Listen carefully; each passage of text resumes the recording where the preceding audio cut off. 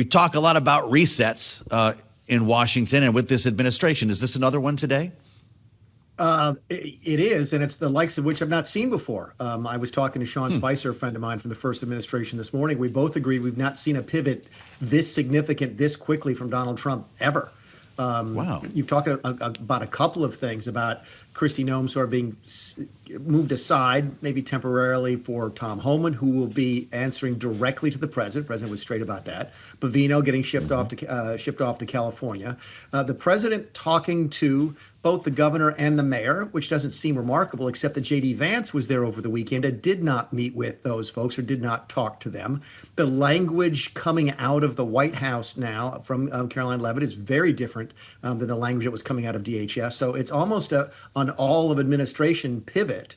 And I think rightly so. They were getting their teeth kicked in on this politically. It was, anytime Americans see a citizen on his knees getting shot in the back by federal law enforcement officers, that's a really bad day for the White House. So I've never seen anything like it, but I think it's the right response. Wow, Mick. Well, that's something else. What did you make of the president's response just now in the driveway?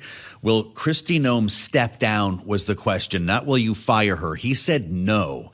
If you're a cabinet secretary on the rocks like this, how do you interpret an answer like that? Well, you do it the right way, and I think Kristi would do it the right way. You ask the boss, look, do you need me to step down? And if he says, yeah, the president shouldn't ever have to fire any member of the cabinet. Okay, what the president would do is, make it clear that we want you to go and that you would offer your resignation. And I just can't see that happening. Look, DHS has had a disastrous couple of weeks on messaging. They just have. A lot of this turmoil right now is caused by the immediate reaction that DHS had to both the killing over the weekend, but also 10 days ago with Renee Good, when they essentially ran to the microphones and said, oh, these were domestic terrorists or these were assassins. That's what's causing a lot of this. It's just that tin-eared response. I don't know if you end up sacking your cabinet secretaries over messaging difficulties. Kristi Noem has done exactly what the administration has wanted since she took over. I cannot imagine them firing her over this. If she offered her resignation, the president said, no, that sounds like it's probably the appropriate way for it to go. So 2 hours in the Oval. Kristi Noem, Cory Lewandowski, according to the New York Times. Susie Wiles is in there. Caroline Leavitt. Strangely, Stephen Miller is not. Maybe not strangely. I'm just wondering, as somebody who's been in the room with Donald Trump when he's been angry, when he's been happy, what was the fly on the wall view of a meeting like this, knowing that Noem asked for it? Well, I'm sorry. You might have a piece of information I don't, because that's what I've been asking. Who called for the meeting? Do you have information? She requested the meeting. According to the New York Times, it was her request. All right. So let's assume, for sake of this discussion, the New York Times is right. I think it's fascinating to me that she asks for the meeting and Stephen Miller is not there. To have an immigration meeting in the Oval Office without Stephen Miller is, I don't know, it's like you and me having a market update, not talking about the Dow. You don't do that. So I think it'd be very interesting to confirm that she asked for the meeting, and then somebody must have affirmatively excluded Stephen. And there's only about two people who I know can do that. One is the President of the United States. The other is Susie Wiles, the Chief of Staff. So you telling me that she asked for the meeting reaffirms my position that I don't think she's leaving anytime soon. Okay. Is this a tough time to be named Cory Lewandowski when you're not actually in the cabinet? No, Cory's got a good relationship with the president going back. People who underestimate Cory Lewandowski's ability to work with President Trump do so at their own peril. I know Cory gets a lot of rap in the press, but he and the president are very close, have been for a long time. And look, is the president capable at some point of cutting ties with Cory Lewandowski? Yes. But I think it will be a much colder day in a much hotter place than what you guys are experiencing in Iowa and Minneapolis today. I got you.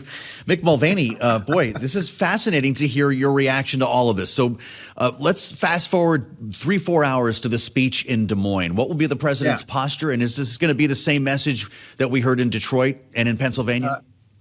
I hope if it is, it should be the same topic, which is the economy. I hope it's a more focused meeting than a speech than it was in Detroit. I don't think that speech went over very well, but of course that was a different audience.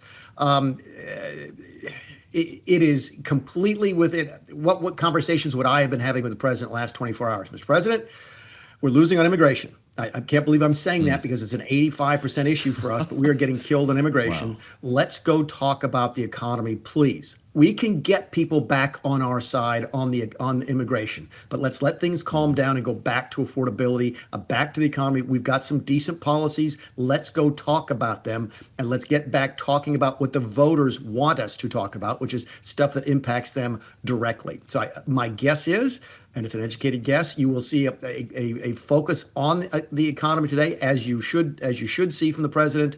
And hopefully they'll let this, they'll find a way to simmer things down in Minneapolis and across the country on immigration so they can reclaim the high ground on that at a later date before the midterms. Really interesting, Mick. Would you also counsel him on maybe trying to avoid a government shutdown? I can't even believe I'm asking you about this with 4 days to go here. But there is a thought, at least among Republicans in the Senate, that he could take some executive actions to try to sort of rein in the activities of ICE that might dislodge enough Democrats to pass the DHS funding bill. Or is this is crazy talk? We're shutting down on Friday night.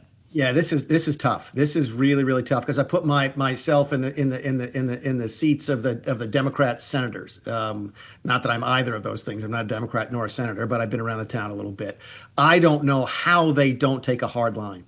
It's almost like that we're going to sleepwalk into a shutdown because the Democrats don't have a way out. I don't know how they go to their constituents and say, Donald Trump gave us his word that he would make executive changes, so we went ahead and voted for DHS funding.